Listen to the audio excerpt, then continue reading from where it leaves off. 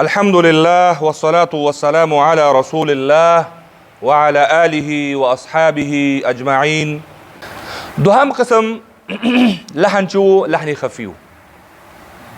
لحن خفي لحن خفي تعرفه من مخيوكو ممكن كنا تشتوي لك كده ها وړه غلطي پټه غلطي چې هر څو قربان دي پوي نشي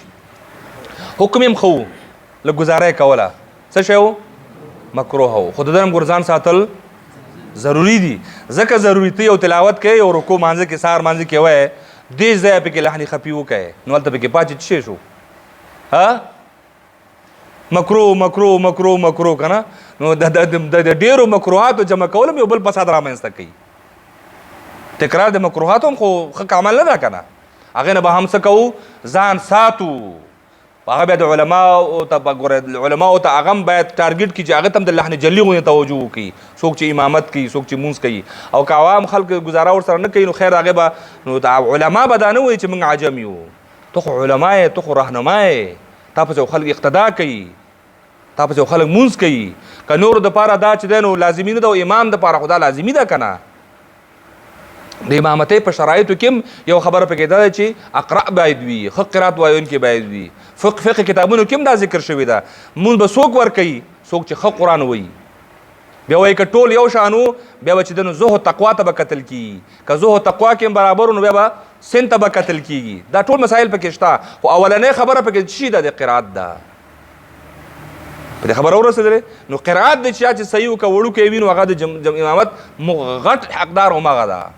خو چې بیا پکې تقوا پکې راغله زهد پکې راغی نو واه واه بیا خو نور علی نور خبره ده الله دې موږ تاسو په ټولو کې د علم سره سره تقوا او زهد موږ تاسو څه شی کې حاصل کړي دا د الله تعالی کتاب ده دې کې چې څومره زهد وي څومره تقوا وي څومره سړیتوب وي همدومره دې کې خوند پیدا کېږي او چې څومره ښه قاري څومره ښه عالم چې تقوا پکې نه زهد پکې نه د الله نه ویره پکې نه نو د دې کتاب نو ته په خوند پوهېږي او نه چې چاته وایي نه هغې په خوند باندې پوهېږي دا د پاک کتاب دا او پاکو سینو کې او د پاکو خلونو ډېر خوند کوي او ډېر مزه کوي راځو خپل درس ته لحن خفي دا هم باید وپېژنو دا به یو ټکی به چېشته پرېږدو سبا دپاره لحن خفي پېژندلی مخکې و او دا لحن جلي خو چې دا تبدیل حرف لحن جلي حرکات په تبدیلول لحن جلي مشدد مخفف کول لحن جلي همدغه شان ساکن بل اوس خفي څه شی ده وړه او پټه غلطي کم یو ده سره کم غلطیانې اوس لحن خفي ګڼل کېږي دی وایي د حروفو د عمدهوالي او ښایستهوالي دپاره چې کوم قواعد د علم التجوید استادانو مقرر کړي دي د هغې خلاف قرآن مجید ویلو ته لحن خفي وایي یعنی هغه قواعد چې هغې باندې قرآن ښایسته کېږي هغه قواعد چې په قرآن کې خوند پیدا کوي د قرآن ډول او زینت جوړوي همدې وجه نه په صفاتو کې به انشاءالله بیا راشي صفات عارضه ته مزینه وایي ډولي کوونکي صفات قرآن ډولي کوي لکه غنه لکه اخفا لکه اقلاب متوجه هستئ لکه دا مدونه البته اصلي مدونه نه ګوره اصلي مدونه حکم خو تیر شو هغه د لحن جلي سبب ګرځي فرعي مدونه لکه دا متصل منفصل د اصلي نه زیات چې کوم مدونه راخل کېږي هغه په هغه کې دي صفات عارضه کې دي دغه صفات عارضه نه مراتول دا د لحن خفي سبب ګرځي مثلا یو ځای کې را راغلی ده چې راغلی ده را او دا قانون وضع شوی دی چې کله را باندې زبر وي او که پیش وي نو را به څنګه ویلی کېږي ډک به ویلی کېږي خو ما او تا که دغه را باریک وویلې دا لحن خفي شو ځکه په دغه را باریک ویلو باندې د جملې معنا نه بدلیږي خو د څه کېږي د هغې خوند څه کېږي کمی پکې راځي د هغې ډول او زینت کې کمی راځي یا یو ځای کې را د زیر لري قانون دا وضع شوی دی چې دغه را باید څنګه ویل شي باریک معنی غټیږي نو دلته د را په غټولو سره معنا نه بدلیږي مونځ ورباندې نه فاسدېږي متوجه شي دې غلطیانو ته او په دې باندې عوام پوهېږي هم نه موږ لحن خفي تاریخ هم داسې کړی په دې باندې هر څوک نه پوهېږي سړي ته را ووایه هغه څه کې چې ډکې لا پکې شي او باریکې لا پکې شي په هغې عام خلک نه پوهېږي په هغې باندې به تاسو پوهېږئ چې دلته را یې باریکه کړه او دلته را یې څنګه کړله غټه کړله خو که د را په ځای باندې د زا وویلې ټول خلک پې پوهېږي ځکه تبدیل د حرف راغی تبدیل حرف چې ده لحن جلی ده خو د حرف هغه کیفیت بدلول چې دا لحن خفي ده صحیح شو غټ په ځای باریک ویل او باریک په ځای باندې غټ ویل یا مثلا لفظ الله یا لفظ اللهم موږ تاسو چې د لفظ جلاله ورته وایو د لپاره هم دقه قانون وضع شوی ده که چېرته په لفظ الله د مخکې زبر او پیش راغله لفظ الله به څنګه ویلی کېږي غټ به ویلی کېږي لکه مثلا ان الله نصر الله دا لفظ الله ولې ډک ویلی کېږي را باندې پیش ده او د را دغه نه مخکې ده موږ خبره د لفظ الله کوو لفظ الله نه مخکې پیش راغی نو لفظ الله هم غټ شو همدغه یو پیش د را هم غټه کړه او لفظ الله هم ځان سره څنګه کړله غټه کړله اوس که ته دا مثلا ان الله کې یعنی تغییر رانغی معنا کې په جمله کې څه کمې خو حسن او زینت او ډول او واسکټ او هر څه ته نه وغورځېده صحیح شو دا شی ده لحن خفي دغسې غلطیانو ته ویلی کېږي چې جمله کې تغییر نه راځي د جملې په ډول کې تغییر راځي د جملې په زینت کې تغییر راځي مثلا مولوي صاحب پټکی واله ده ښه ښایسته ښکاري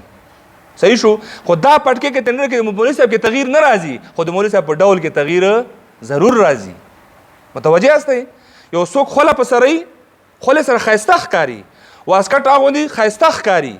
درون جامه ده پټکی سره لا ښایسته ښکاري نو چا نه چې د واسکټ او پټکی وویسته نو سړی خو نه بدلیږي نو هغه خوندور هم بیا کم هغه کې چې دی خوندور ښکاري هغه خوندور بیا نه ښکاري متوجه یاستئ دا لکه داسې عملي غوندې مثال در کوم نو قرآن کریم کې لکه مثلا نصر الله باریک وایې لحن خفي ان الله باریک وایې غلطي او همدغه شان که چېرته دا یو ځای کې باریک وي او ته غټې بیا هم دغه مشکل پیدا کېږي لکه مثلا بسم الله اعوذ بالله دا څنګه ویلی کېږي باریک ته وایه بسم الله نوی قاري شوی ما تجوید سره قرآن وایم چټي په چټي غټول کوي نو دا غټول او باریکول خپل ځای لري محترمه کم ځای کې به ډکول خوند کوي هلته به ډک وایي او کم ځای کې به باریک خوند کوي هلته به باریک وایي ځکه دلته وایي چې د علم تجوید د ښایستهوالي دپاره قرآن کریم د ښایستهوالي دپاره چې کوم قواعد مقرر دي د هغې خلاف ویل دلته قاعده دا مقرره ده د علماو د استادانو لخوا چې په بسم الله او په اعوذ بالله او الحمدلله کې به لفظ الله څنګه وایي باریک وایي دا دی که غټه کړله نو ښایست څنګه شو تمام شو ان الله هو الله دلته غټه ده او که هغه دې باریک کړله نو دلته باریکوالی خوند کوي په اعوذ بالله او بسم الله کې او په ان الله او نصر الله هو الله کې غټواله خوند کوي هلته غټواله قانون مقرر ده او په اعوذ بالله او بسم الله کې باریکواله قانون مقرر ده کم ځای کې چې کم قانون مقرر وي د مغه قانون موافق قرآن کریم ویل او که د دې قانون خلاف لاړې دقسې غلطیانو ته ویلی کېږي لحن خفي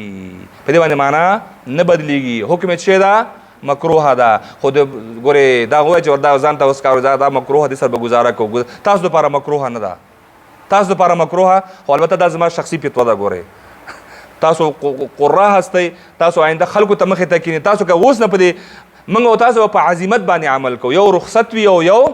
عزیمت وي موږ په عزیمت باندې عمل کوو ځکه چې ته دلته عزیمت باندې عمل ونه کړې تم دغه نه چې ځان سهولت